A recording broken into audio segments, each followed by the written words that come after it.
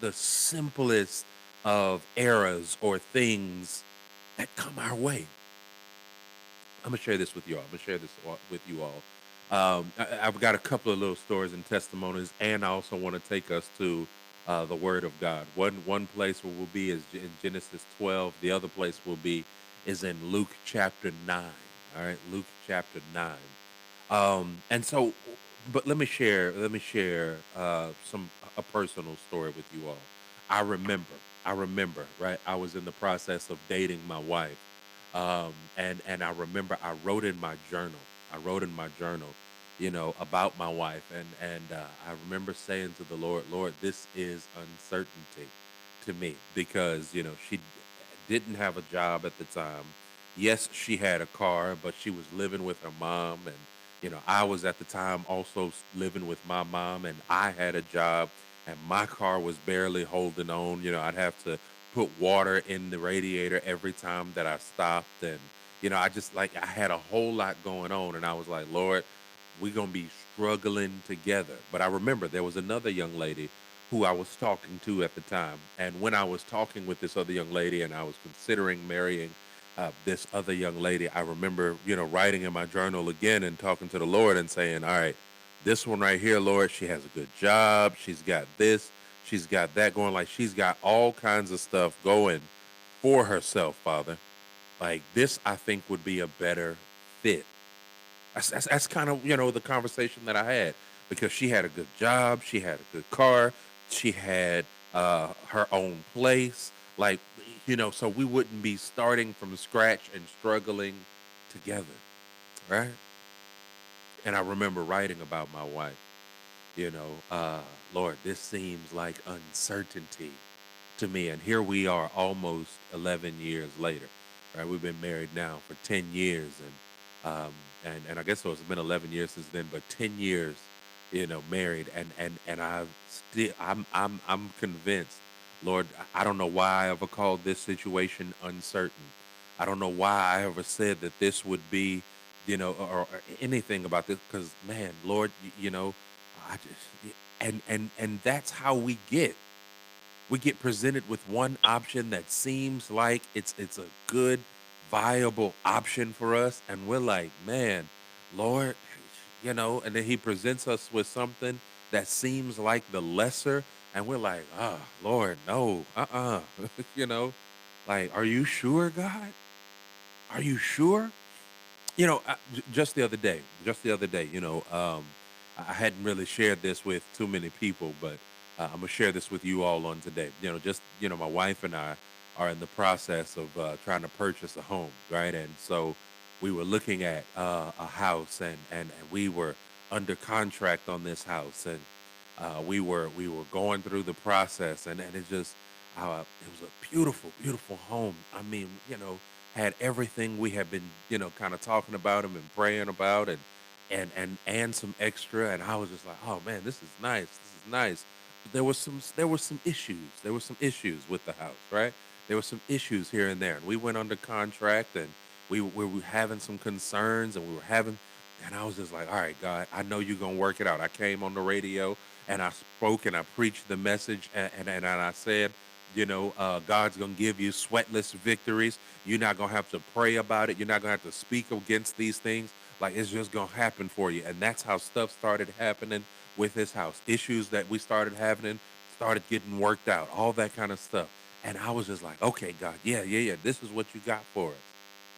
And then the deal fell through, and because I was presented with a better option of that house, it just we couldn't come to terms on certain things, and this stuff just wasn't working out. And I got a little discouraged because I was like, Lord, now you're asking us to go back into uncertainty. Uncertainty in that situation is now we've got to start back looking at houses all over again when we had already found a house that we liked and had I was just like, now we got to go back into uncertainty, not knowing what we're going to find, not knowing what's going to be out there. Lord, you want us to go back into uncertain. You sure you can't just work this thing out further? And I tell you, yeah, I tell you. I tell you, it just did not, work out. But at the end, the Lord said, "Do you trust me?" Right? He asked me very plainly, very clearly. Excuse me. He said, "James, do you trust me?" And I said, "Daddy, you know I do. Father, you know I trust you. I trust you. I trust you. I trust you." Right? And that's where we are. Is I just trust him. It hadn't worked out yet. It hasn't happened yet. But I listen, I recognize and I realize that this is the same God who brought me through so many times before. This is the same God. This is the same God who, when I kept having to put water in my truck and this, that, and the other to just keep it running, he sent a mechanic my way, sent the finances my way, sent everything I needed my way to go ahead and get it fixed and running and going. And I didn't have to put water. Like this is the same God who caused what seemed like uncertainty to be the best relationship of my life, right? A relationship that has grown me, has taught me so many things. I mean, just every time I step into what seems uncertain with God, He always has a way of making it certainty. It seems like uncertainty to me. It seems unstable to me. It seems, like, oh God, He always has a way of turning it around. So we go to Genesis chapter number 12, and this is well, I just thank God. I thank God. I thank God for his word. And this is what God used to encourage me on today. Genesis chapter 12, we're dealing with Abram. All right, at this point, he was still Abram. He was not yet Abraham. He was Abram, but he was listening to the commandments that God had given. God told him to get thee from among his people, this, that, and the other. He did. He told him, take a wife in Sarai. He did. And God had not yet changed their names yet to Abraham and Sarah. At this point, she was just Sarai, right? And so here it is now. He is on his journey. He's on his path. He has his wife, and they are going through a famine. All right. It says, Genesis chapter 12, verse number 10. Now there was a famine in the land, and Abram went down to Egypt to dwell there, for the famine was severe in the land. And it came to pass when he was close to entering Egypt that he said to Sarai, his wife, "Indeed, I know that you are a woman of beautiful countenance." He's saying, "Baby, I know you gorgeous. I know it. I look at you every day. I see you. I know how you look. Therefore, it will happen when the Egyptians see you that they will say, 'This is his wife,' and they will kill me, but they will let you live. Please say that you are my sister, that it may be well with me for your sake, and that I may live because of you." So it was when Abram came into Egypt that the Egyptians saw the woman, that she was very beautiful. And the prince of Pharaoh also saw her and commended her to Pharaoh, right? And the woman was taken to Pharaoh's house. And he, being Pharaoh, treated Abram well for her sake. He had sleep. He, being the Pharaoh, had sleep. Oxen, I'm sorry, being Abram, had sheep, oxen, male donkeys, right? Male and female servants, female donkeys, and camels. So, yeah, Abram was given all those things, and he was treated well because of Sarah, who he went into Egypt saying, "Please tell them that you my sister. Just tell them." Abram was going into a place of uncertainty. Abram said for sure, "Listen, you so beautiful, you so gorgeous, you so fine that when they see you, they're gonna be like, no, we gotta kill him so that we can have her." Right? Abram was just so sure that there was no other way. He was so sure that God wouldn't bring him through, that God wouldn't cover him in the midst of it, that he told his wife, please say that you my sister? And what happened? He said, that's my sister. She said, yeah, yeah, yeah, that's my brother. Okay.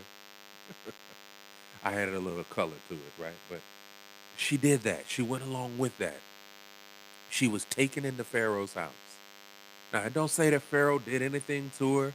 Don't say that nothing happened between the two of them. But Pharaoh was blessing Abram because he was like, hey, I got to buy this. I got to buy her from you. So here, it's yours. It's yours. It's yours. Now, what happened? Let's continue reading. Verse number 17. But the Lord plagued Pharaoh and his house with great plagues because of Sarai, Abram's wife. And Pharaoh called Abram and said, what is this you have done to me? Why did you not tell me that she was your wife? Why did you say she is my sister? I might have taken her as my wife. Now, therefore, here is your wife. Take her and go away. So Pharaoh commanded his men concerning him that they sent him away with his wife and all that he had. What am I saying to you here? What I'm saying is that God blessed Abram in the midst of his uncertainty, in the midst of him just saying, look, I don't see no other way. God blessed him. And so many times, if we could just trust God, even in uncertain times, God has a blessing for us like none other. God has a blessing for us that far outweighs anything else that could have happened for us. I want you to see again. I want you to see again Luke chapter 9. All right, Luke chapter 9. And we're going to go to verse number 10. All right. So now Jesus had already sent out the disciples, and so he sent them out and they went into the towns preaching the gospel and healing everywhere, right? That's verse number 6. And he had already told them that wherever you go, if you enter into that place and they receive you, then you share the gospel. You don't take nothing with you, this, that, and the other. You dwell there, you share the gospel, you do all that. If they don't receive you, you shake the dust off your feet and you keep on going, right? And the disciples went out. They preached the gospel and they healed folks everywhere that they went. Now, it says then, verse number 10, and the apostles, when they had returned, told him all that they had done. Then he took them and went aside privately into a deserted place, belonging to the city called Bathsheba. But when the multitudes knew it, they followed him, and he received them and spoke to them about the kingdom of God and healed those who had need of healing. When the day began to wear away, the 12 came to him and said, send the multitude away, that they may go into the surrounding towns and country and lodge and get provisions, for we are in a deserted or deserted place here. Friends, listen, isn't it amazing? Isn't it amazing how even those who walked with Jesus, being the 12 disciples, found themselves in a place that some might say was uncertain, right? A deserted place. They said, listen, we don't have no food here. We don't have anything here. This is a place of uncertainty. If they stay here, it is uncertain to us if they'll be able to survive. If we keep them here, it is uncertain whether they're going to be able to eat or find their way back or whatever. We need to send them away so that they can eat. But what did Jesus say to them? Verse number 13. But he, being Jesus, said to them, you give them something to eat. And they, being the disciples, said, we have no more than 5 loaves and 2 fish, unless we go and buy for all these people. For there were about 5,000 men, and that doesn't include women and children, right? Then he, being Jesus, took the 5 loaves and the 2 fish, and looking up to heaven, he blessed and broke them, and gave them to the disciples to set before the multitude. So they all ate, were filled rather, and 12 baskets of leftover fragments were taken up by them. Listen, I want to encourage you. I want to encourage you in times of uncertainty. In times of uncertainty, this is what I've had to learn in my life. Take what it is that God has given you. Take what God has given you. This is how I want to close, and this is my point for today. I said this is a part of a sermon series entitled "Small Things to a Giant." But in times of uncertainty, I want to encourage you to take what it is that God has given you, what it is that He's placed in your hands, what it is that He's put by your side, or who it is that He's placed by your side, and trust Him in the midst of it. And watch how God will pour out blessings. Watch how God, if you can just trust that what God has put in your hands, if you can just trust that who God has put by your side, if you can just trust that God is still in control, even in times of uncertainty, that God will come through for you, that God will see you through. If you can just trust that when you can't trace it, when you can't see it, when it don't feel right, when it's uncomfortable, if you can just trust that God will see you through, then I guarantee, yeah, I guarantee that He will come through for you. I guarantee that He's going to turn it around for you. I guarantee that He's going to open doors. I guarantee that He's going to make a way. I guarantee. But here's the key: we have to learn. We have to learn how to trust. We've got to learn how to put our faith in God. I want to play two songs for you. I want to play this one. Y'all know I love my old school gospel music, um, and I love my new school stuff. Right, I love all of it.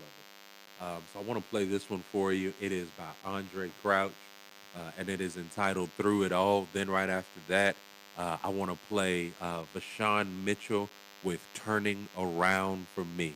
Because see, here's what I know and I believe, that if we could just get to a point and to a place to where I say, or where we say, God, I trust you. This situation seems a little uncertain to me right now. I don't understand it. It don't make sense to me. It don't even necessarily feel good to me. But God, I trust you. I trust you. God, I trust you. I don't know how you're gonna do it, but I know that you will do it. God, I've seen you do it before. That's the third song I'm gonna play if I have time.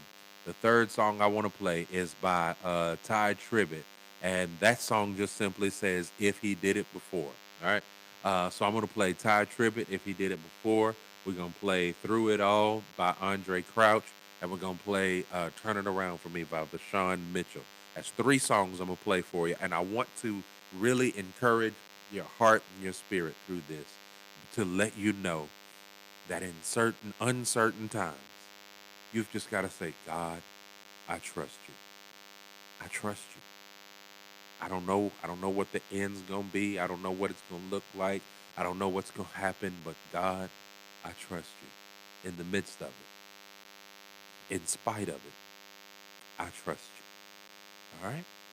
All right. Here is Andre Crouch with Through It All right here on I Am Encouraged Radio.